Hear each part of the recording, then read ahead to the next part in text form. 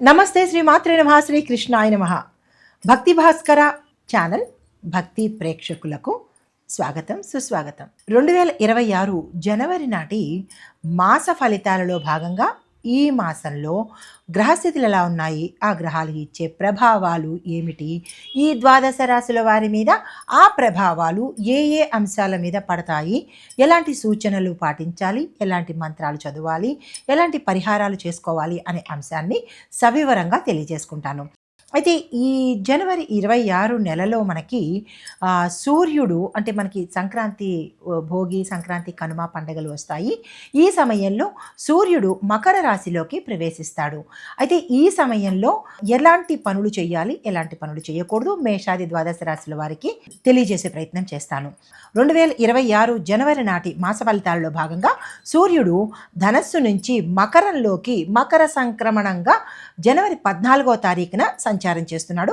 చంద్రుడు మాసం పొడవునా అన్ని రాసుల్లోనూ సంచారం చేస్తూ ఉంటాడు.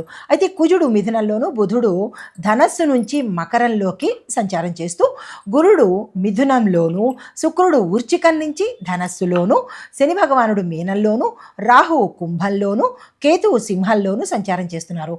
ఈ సంచార ఫలితాలు దేని మీద ఎక్కువ ప్రభావం ఉందంటే కనుక ధర్మము, కర్మ, బాధ్యత, భవిష్యత్ ప్రణాళికల మీద ఎక్కువగా ప్రభావాన్ని చూపిస్తోంది ఈ మాసమంతా అన్ని రాశుల వాళ్ళకి. తదుపరి రాశి మిథున రాశి.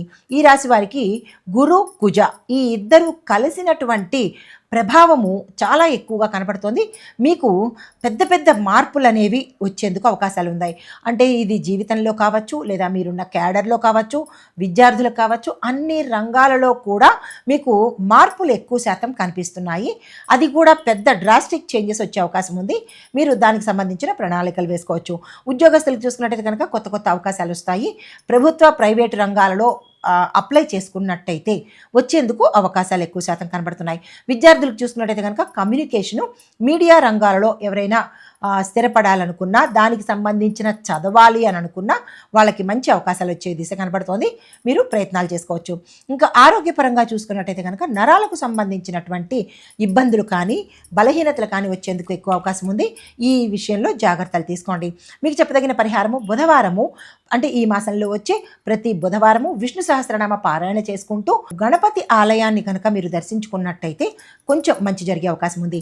అయితే గణపతి ఆలయాన్ని మేము దర్శించలేము, మాకు కుదరదు అని అనుకున్నప్పుడు ఏదో ఒక బుధవారాన్ని మీరు ప్రత్యేకంగా తీసుకుని తప్పనిసరిగా ఒక్క బుధవారమైనా సరే ఈ నెలలో వెళ్ళినట్టయితే కనుక మీకు అడ్డంకులు, ఆటంకాలు తొలగిపోయే అవకాశం కనబడుతుంది. అయితే అదృష్ట తేదీలు 6, 10, 19, 24. అదృష్ట రంగులు ఆకుపచ్చ, పసుపు రంగు.